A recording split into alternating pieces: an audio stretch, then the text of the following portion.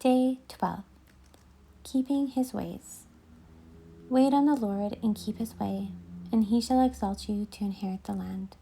Psalm 37:34. If we were longing to meet someone in particular, we would inquire about the places and the ways where that person may be found. When waiting on God, we need to be careful that we keep to his ways. Out of them, we can never expect to find him. As the prophet said, "You meet him who rejoices and does righteousness, who remembers you in your ways." Isaiah 64:5. We may be sure that God is never and nowhere to be found but in his ways. And it is there, by the soul who seeks and patiently waits, that he most surely will be found. Wait on the Lord and keep his way, and he shall exalt you. Notice how close the connection is between the two parts of this injunction. Wait on the Lord, which involves worship and disposition, and keep his ways, which involves walk and work. The outer life must be in harmony with the inner life. The inner must provide the inspiration and the strength for the outer. God makes known his ways in his word for our conduct and invites our confidence for his grace and help in our heart. If we do not keep his ways, our waiting on him can bring no blessing. The full surrender and obedience to all his will is the secret of full access to all the blessings of his fellowship. These truths are spelled out in Psalm 37, which speaks of the evildoer who prospers in his way, yet calls on the believer not to fret. We may observe people who seem prosperous and happy, but who have forsaken God's ways. In compassion, we may see ourselves as struggling or suffering. We need to stop right there. We are in danger of first fretting at this disparity and then forsaking God's way to seek our prosperity in the path of the ungodly. We must do as the psalm says, rest in the Lord and wait patiently for him. Do not fret because of him who prospers in his way, because of the man who brings wicked schemes to pass.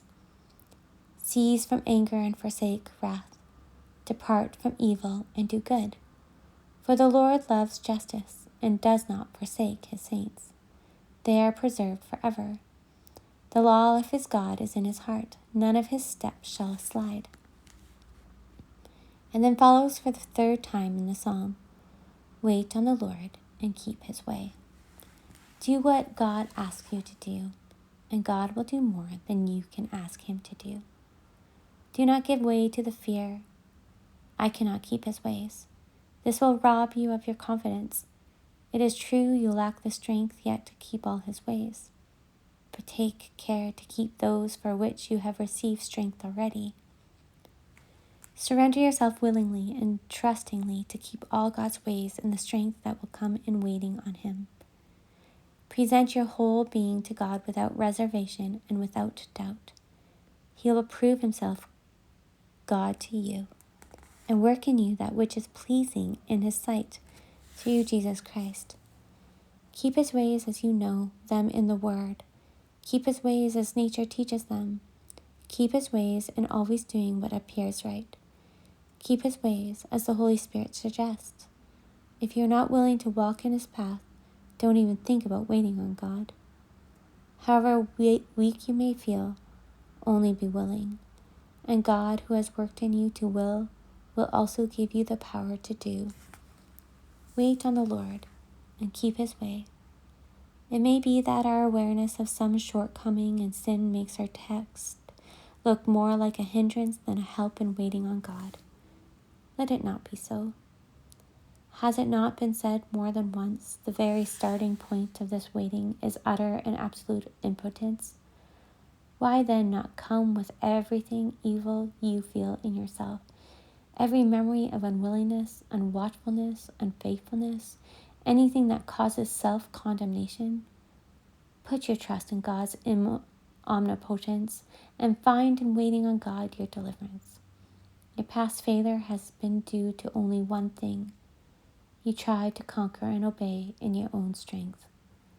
Come and bow before God until you learn that he alone is good. and He alone can work any good thing. Realize that in you, in all that nature can do, there is no true power. Be content to receive from God each moment the inner working of His mighty grace and life, and then waiting on God will become the renewal of your strength to run in His ways and not be weary, to walk in His paths and never faint. Isaiah 40:31. The verse, "Wait on the Lord and keep His way," will be command and promise in one. My soul, wait only on God.